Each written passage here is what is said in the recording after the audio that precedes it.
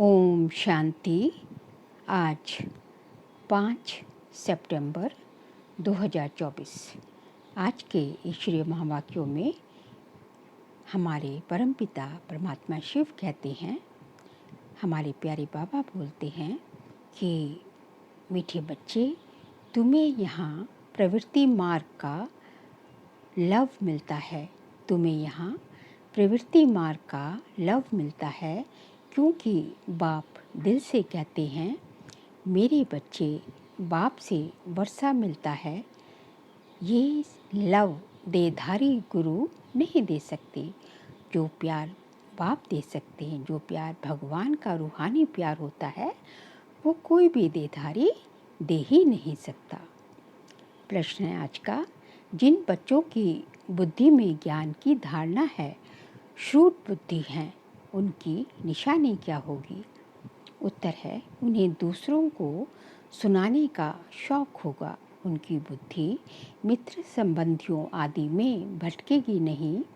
Shrewd बुद्धि जो होते हैं, वह पढ़ाई में कभी उबासी आदि नहीं लेंगे। स्कूल में कभी आंखें बंद करके नहीं बैठेंगे। जो बच्चे तवाई होकर बैठते, जिनकी बुद्धि इधर उधर भटकती रहती, वे ज्ञान को समझते ही नहीं। उनके लिए बाप को याद करना बड़ा मुश्किल होता है। ओम शांति। ये है बाप और बच्चों का मेला। गुरु और चेले अथवा शिष्यों का मेला नहीं है। बाबा कहते हैं, ये गुरु और चेले गुरु और शिष्यों का मेला नहीं है, क्योंकि यहाँ जो है संबंध कैसा है, पिता का और बच्चे का संबंध है, बाप और बच्चे का संबंध है। इसलिए बाप और बच्चों का मेला है। इन गुरु लोगों की दृष्टि रहती है कि ये हमारे शिष्य हैं अथवा फॉलोअर्स व जिज्ञासु हैं। हल्की दृष्टि हो गई ना, वह उस दृष्टि से ही देखेंगे, आत्मा को नहीं देखेंगे। वह देखते हैं शरीरों को, और वह चेले भी देहधारी होकर, देह अभिमानी होकर बैठते हैं। उनको अपना गुरु समझते हैं। दृष्टि ही वह रहती है कि हमारा गुरु है। गुरु के लिए रिगार्ड रखते हैं। यहाँ तो बहुत फ़र्क है। यहाँ बाप ही बच्चों का रिगार्ड रखते हैं। जानते हैं इन बच्चों को पढ़ाना है। ये सृष्टि चक्र कैसे फिरता है, बेहद की हिस्ट्री ज्योग्राफी बच्चों को समझानी है। उन गुरुओं की दिल में बच्चे का लव, बच्चे को लव नहीं होगा। बाप के पास तो बच्चों को बहुत लव रहता है, और बच्चों का भी बाप के ऊपर बहुत प्यार रहता है। तुम जानते, लेकिन ये प्यार बच्चे और बाप के बीच में ये प्यार कैसा है? यहाँ ये प्यार इसे कहते हैं आत्मिक प्यार, रूहानी प्यार, क्योंकि रूह का रूह से कनेक्शन होता है। तुम जानते हो, बाबा तो हमको सृष्टि चक्र का ज्ञान सुनाते हैं। वह क्या सिखाते हैं? आधा कल्प शास्त्र आदि सुनाते, भक्ति के कर्म कांड करते, गायत्री संध्या आदि सब सिखाते रहते हैं। ये तो बाप आया हुआ है, अपना परिचय दे रहे हैं। भगवान अपना परिचय तो आकर स्वयं ही देते हैं। हम बाप को बिल्कुल नहीं जानते थे, सर्वव्यापी ही कह देते थे। कभी भी पूछो परमात्मा कहाँ है, तो झट कहेंगे वह तो सर्वव्यापी है। तुम्हारे पास मनुष्य जब आते हैं तो पूछते हैं, यहाँ क्या सिखाया जाता है? बोलो, हम राजयोग सिखाते हैं, जिससे तुम मनुष्य से देवता अथवा राजा बन सकते हो। और कोई सत्संग ऐसा नहीं होगा जो कहे हम मनुष्य से देवता बनने की शिक्षा देते हैं। देवताएं होते हैं सतयुग में, कलयुग में है मनुष्य। अब हम तुमको सारी सृष्टि चक्र का राज समझाते हैं, जिससे तुम चक्रवर्ती राजा बन जाएंगे, और फिर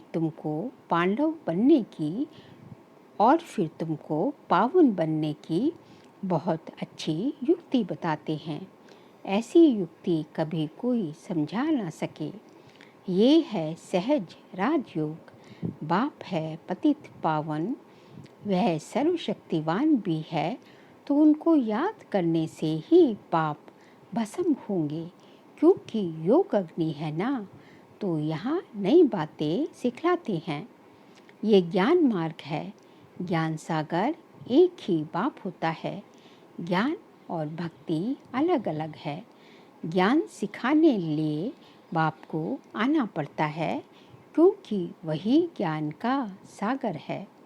वह खुद आकर अपना परिचय देते हैं कि मैं सबका बाप हूँ। ब्रह्मा द्वारा सारी सृष्टि को पावन बनाता हूँ।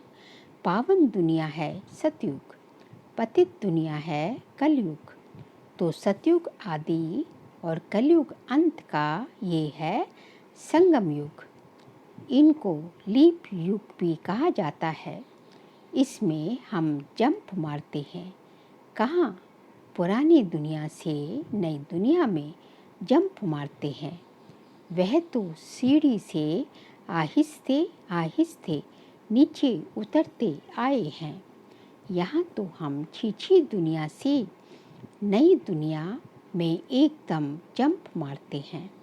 सीधा चले जाते हैं ऊपर, क्योंकि ये तो जो है लिफ्ट, यहाँ लिफ्ट लगी हुई है। यहाँ भगवान हमें जो है लिफ्ट पे जो है लिफ्ट से सीधा ऊपर पहुँचाते हैं।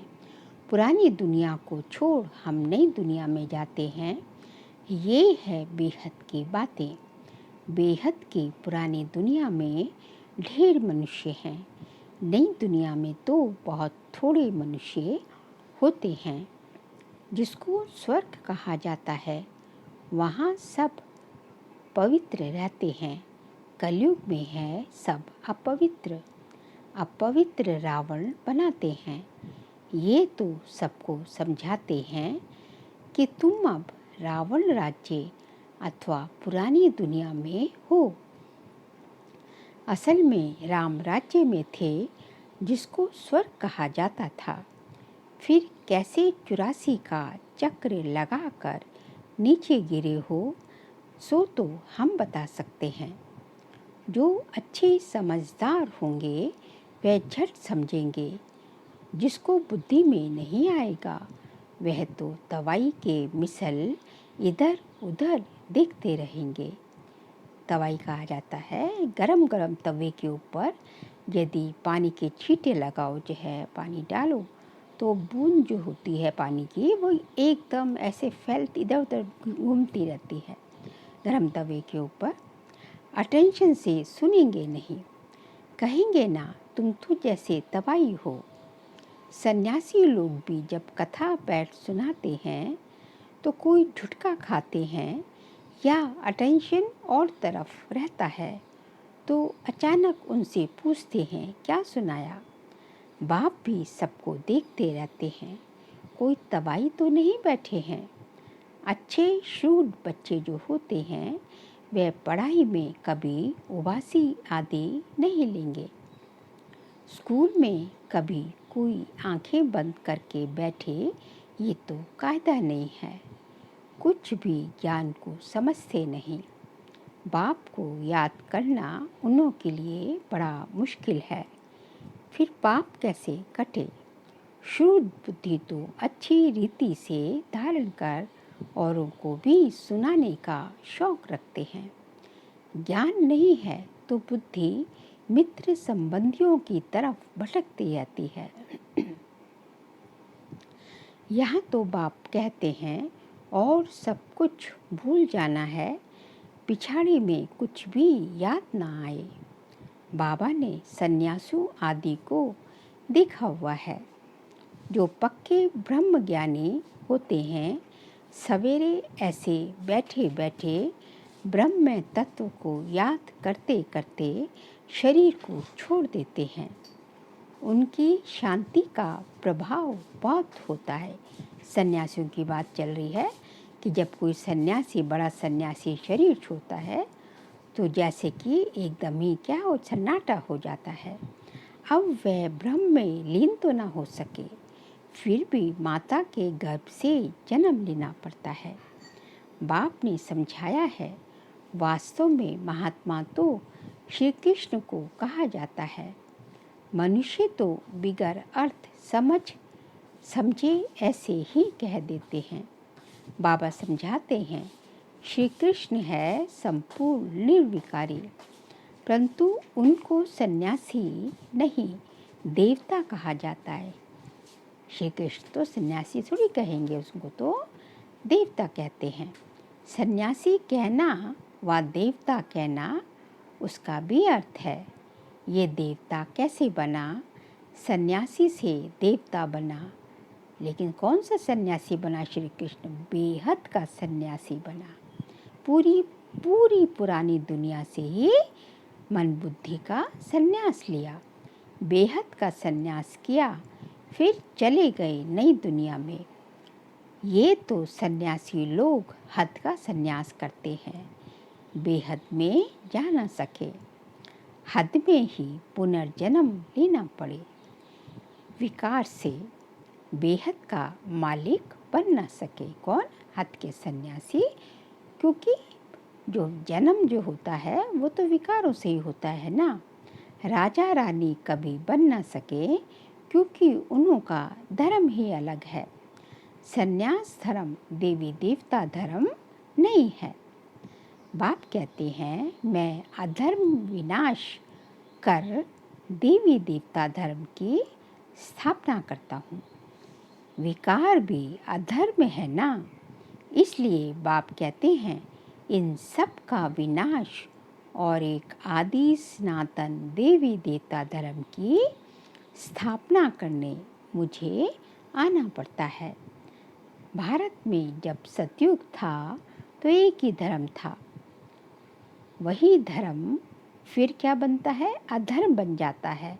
और जब वो धर्म देवी देवता धर्म जब अधर्म बन जाता है तो उसको क्या कहने लग जाते हैं? उसको हिंदू कहने लग जाते। हिंदू धर्म। हिंदू कोई धर्म ऐसे है नहीं। देवी देवता धर्म वाले ही अपने को जब पतित बन जाते हैं द्वापर से तो हिंदू कहलाने लगते हैं। अब तुम फिर से आदि सनातन देवी देवता धर्म स्थापन कर रहे हो। जो जितना पुरुषार्थ करेंगे उतना ऊंच पद पाएंगे। अपने को आत्मा निश्चय करना है। भल गृहस्थ व्यवहार में रहो, उसमें भी जितना हो सके उठते बैठते खाते पीते ये पक्का करो। जैसे भक्त लोग सवेरे उठकर एकांत में बैठ माला जपते हैं ना, तो हमें क्या करना है? हमें जो है तुम तो सारे दिन का हिसाब निकालते हो। मतलब कि हम जब अमृत वेला करते हैं तो उस टाइम हमें जो है पूरे दिन की जो है रूपरेखा बनानी है कि हमने कितना टाइम कैसे व्यतीत करना है, कौन से सामान में रहना है, कितना बाबा को याद करना है, कौन सी सेवा करनी है। तो सारा जो है पोता मेल जो है हम सारा लेखा जोखा सुबह जो है रूपरेखा बनाते हैं, टाइम टेबल। तुम तो सारे दिन का हिसाब निकालते हो। फलाने समय इतनी याद रही, सारे दिन में इतने समय याद रही, टोटल निकालते हो। वह तो सवेरे उठकर माला फेरते हैं सन्यासी लोग। भल कोई सच्चे भक्त नहीं भी होते हैं। कईयों की बुद्धि तो बाहर कहाँ कहाँ भटकती रहती है। बुद्धि कहीं और जाती है, लेकिन हाथ से क्या काम होता है? हाथ से माला जपने का काम होता है। अभी तुम समझते हो भक्ति से फ़ायदा कुछ भी नहीं मिलता। इसीलिए तो भक्ति से कुछ फ़ायदा नहीं मिलता, क्योंकि भक्ति मार्ग में क्या है? वो कर्म कांड है। मतलब सब जो है बाहर का दिखावा है। जैसे माला जप रहे हैं, ठीक है, थोड़ा फ़ायदा तो होता ही है। माला जप रहे हैं, हाथ से माला जप रहे हैं, लेकिन जो बुद्धि है, मन बुद्धि है, वो कहीं जो गृहिणी होगी उसकी किचन में जाएगी, कहीं दूध तो नहीं बोल रहा, कोई सामान तो नहीं इधर पड़ा हुआ, तो मतलब कोई और होगा तो उसका बाहर के कामों में बुद्धि जाएगी। मतलब मन बुद्धि इधर उधर घूमती रहती है। भल हाथों से माला जपी जा रही है, लेकिन मन बुद्धि स्थिर नहीं है, मन बुद्धि स्थिरियम में नहीं है। इसलिए जब मन बुद्धि स्थिर नहीं होती, कंसंट्रेशन नहीं होती, तो उसका फायदा भी नहीं होता है।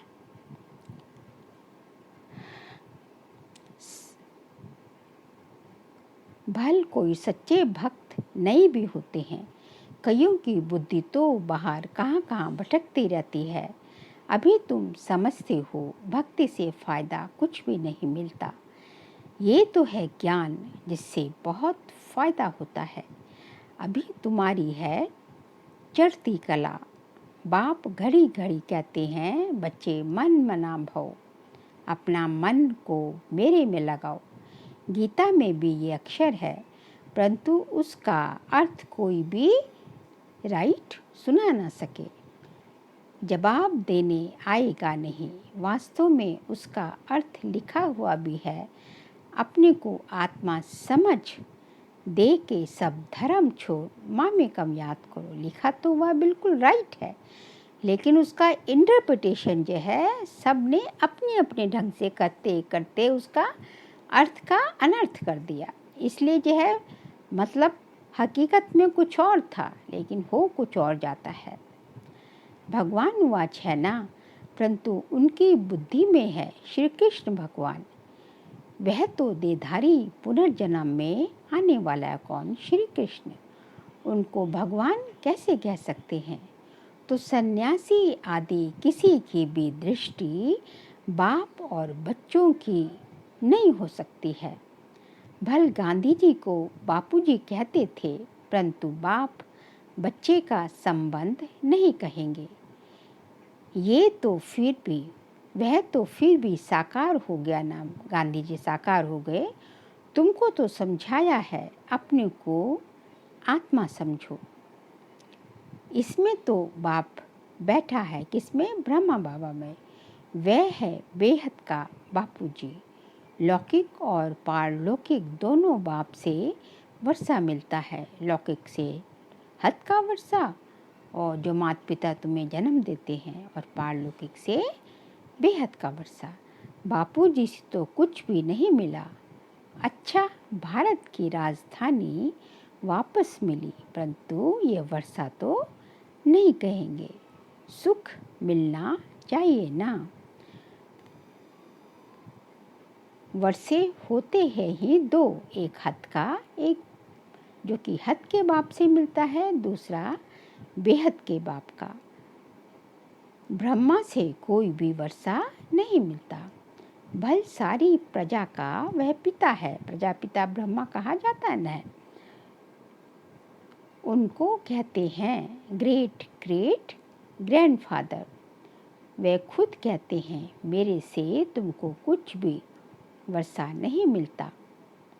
जबकि वे खुद कहते हैं, मेरे से वर्षा नहीं मिल सकता, तो उस बापूजी से फिर क्या वर्षा मिलेगा? कुछ भी नहीं। अंग्रेज तो चले गए, अभी क्या है? भूख हड़ताल, पिकेटिंग, स्ट्राइक आदि होती रहती है।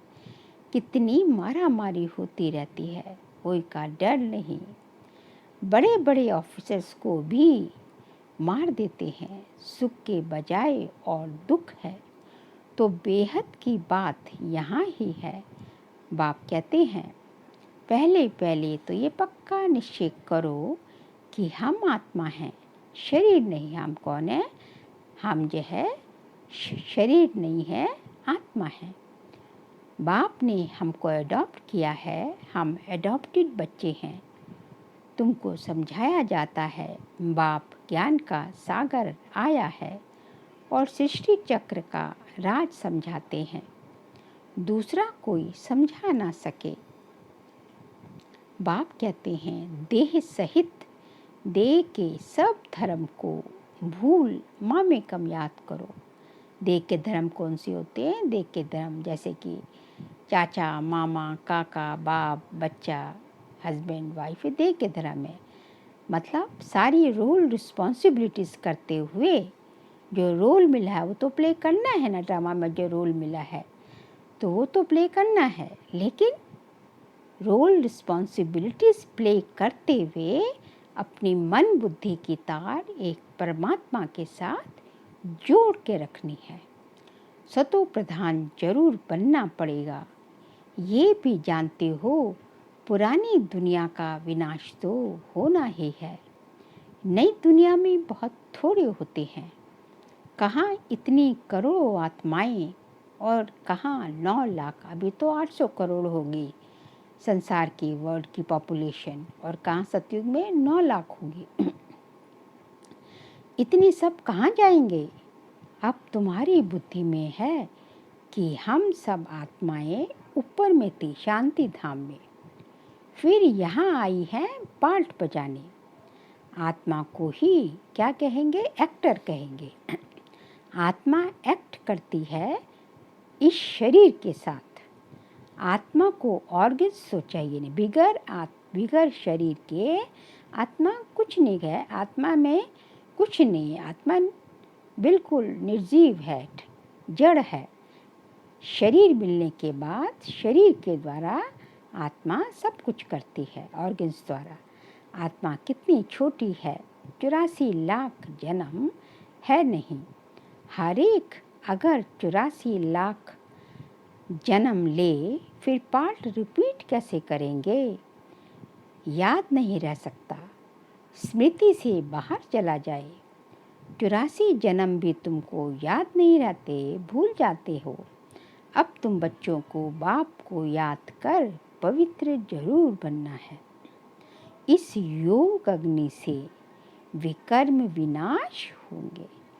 जो बाबा की याद से जो है योग अग्नि प्रज्वलित होती है, उसमें जो है हमारे जन्म जन्मांतर के सर का बोझा जो चढ़ा हुआ है, पापों का बोझा जो चढ़ा हुआ है, वो बाबा की याद की योग अग्नि से जो है विनाश होते हैं।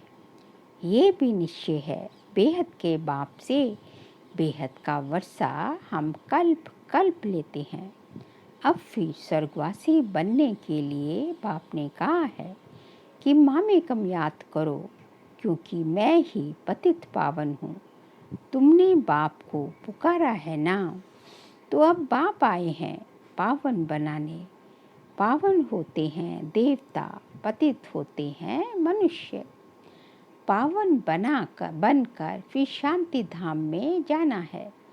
तुम शांति धाम जाना चाहते हो या सुख धाम आना चाहते हो? सन्यासी तो कहते हैं सुख काग विष्टा के समान है, हमको शांति चाहिए। वो सुख को नहीं मानते, क्योंकि वो सुख की दुनिया में तो आते ही नहीं ना, वो तो द्वापर से आते हैं, सत्युग त्रेता तो नहीं होते वो, इसलिए उनको सुख का जो प्योर सुख है उसका पता नहीं। इसलिए बाबा कहते हैं, वो कहते हैं, सन्यासी कहते हैं कि सुख तो जो है कागविष्टा समान है। तो ये वह सतयुग में कभी आ नहीं सकेंगे। सतयुग में ये था प्रवृत्ति मार्ग का धर्म। देवताएं निर्विकारी थे, वही पुनर्जन्म लेते लेते पतित बनते हैं। अब बाप कहते हैं निर्विकारी बनना है, स्वर्ग में चलना है, तो मुझे याद करो, तो तुम्हारे पाप कट जाए, पुण्य आत्मा बन जाएंगे। फिर शांति धाम सुख धाम में चले जाएंगे। वहाँ शांति भी थी तो सुख भी था, अभी है दुख धाम। फिर बाप आकर सुख धाम की स्थापना करते हैं, दुख धाम का विनाश करते हैं। चित्र भी सामने है, बोलो अभी तुम कहाँ खड़े हो? तो क्या कहेंगे? अभी है कलयुग का अंत, विनाश सामने खड़ा है, बाकी जाकर थोड़ा टुकड़ा रहेगा। इतने खंड तो यहाँ, इतने खंड तो वहाँ होते नहीं, वहाँ तो केवल एक ही खंड है। ये सब वर्ल्ड की हिस्ट्री ज्योग्राफी बाप ही बैठ समझाते हैं। ये पाठशाला है। भगवान वाच पहले पहले बाप का परिचय देना पड़ता है। अभी कलयुग है, फिर सतयुग में आना है, वहाँ तो सुख ही सुख होता है। एक को याद करना ये है अभ्यविचारी याद, केवल एक की याद। शरीर को तो भूल जाना है। शांति धाम से आए हैं, फिर शांति धाम में जाना है। वहाँ पतित कोई जा न सके। बाप को याद करते करते पावन बन तुम मुक्ति धाम में चले जाएंगे। ये अच्छी रीति बैठ समझना पड़ता है। आगे इतने सब चित्र थोड़े ही थे। बिगड़ चित्र भी नक्शल में समझाया जाता था। इस पाठशाला में मनुष्य से देवता बन जाना है। ये है नई दुनिया के लिए नॉलेज। वह बाप ही देंगे ना, तो बाप की दृष्टि रहती है बच्चों पर। हम आत्माओं को पढ़ाते हैं, तुम भी समझाते हो। बेहद का बाप हमको समझाते हैं। उनका नाम क्या है? उनका नाम है शिव बाबा। सिर्फ बेहद का बाबा कहते से मूंझ जाएंगे क्योंकि बाबाएं तो आजकल इस कलयुग में तो बहुत बाबा लोग हो गए हैं ना, क्योंकि बाबाएं तो बहुत हो पड़े हैं। म्युनिसिपल पार्टी के मेयर को भी कहते हैं बाबा, कहते होंगे। बाप कहते हैं मैं इसमें आता हूँ तो भी मेरा नाम शिवी है। मैं इस रथ द्वारा, ब्रह्मा बाबा द्वारा तुमको नॉलेज देता हूँ। इनको अडॉप्ट किया। पहले शिव बाबा ने ब्रह्मा को अडॉप्ट किया और फिर ब्रह्मा के द्वारा हम ब्राह्मण बने। इनका नाम रखा है प्रजापिता ब्रह्मा। इनको भी मेरे से वर्षा मिलता है, शिव से वर्षा मिलता है। मीठे मीठे सिखिल दे बच्चों प्रति माता पिता बाप दादा का याद प्यार और गुड मॉर्निंग। रूहानी बाप की रूहानी बच्चों को नमस्ते। हम रूहानी बच्चों की रूहानी बाप दादा को नमस्ते नमस्ते नमस्ते। सार के लिए पॉइंट्स हैं। अभी पुरानी दुनिया से नई दुनिया में जन्म देने का समय है। इसलिए इस पुरानी दुनिया से बेहद का संन्यास करना है। इसे बुद्धि से भूल जाना है। सेकंड पॉइंट, पढ़ाई पर पूरा अटेंशन देना है। स्कूल में आंखें बंद करके बैठना ये कायदा नहीं है। ध्यान रहे पढ़ाई के समय बुद्धि इधर उधर ना भटके, उदासी ना आए। जो सुनते जाएं वह धारण होता जाए।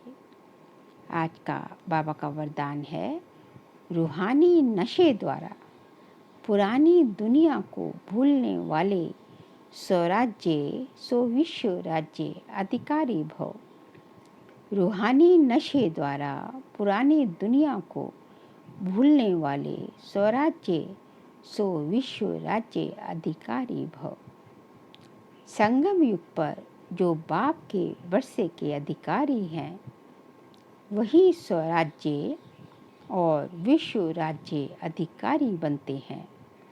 आज स्वराज्य है, कल विश्व का राज्य होगा। आज कल की बात है।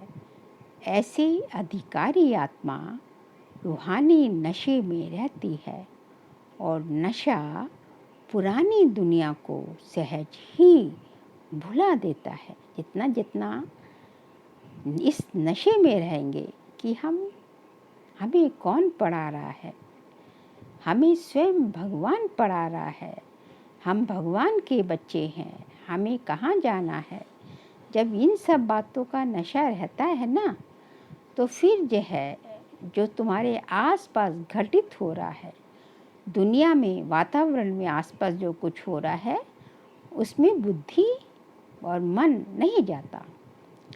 अधिकारी कभी कोई वस्तु के, व्यक्ति के, संस्कार के अधीन नहीं हो सकते। वो तो अधिकारी है, तो अधीन कैसे होंगे। उन्हें हद की बातें छोड़नी नहीं पड़ती, स्वतः ही छूट जाती हैं। स्लोगन है, हर सेकंड, हर श्वास, हर खजाने को सफल करने वाले ही सफलता मूर्त बनते हैं।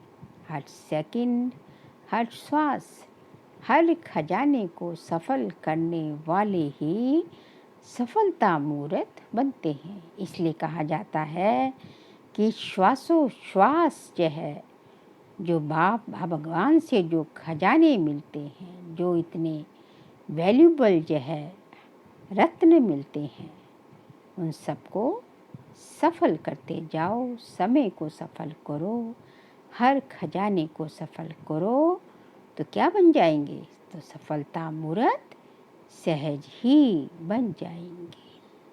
अच्छा, ओम शांति।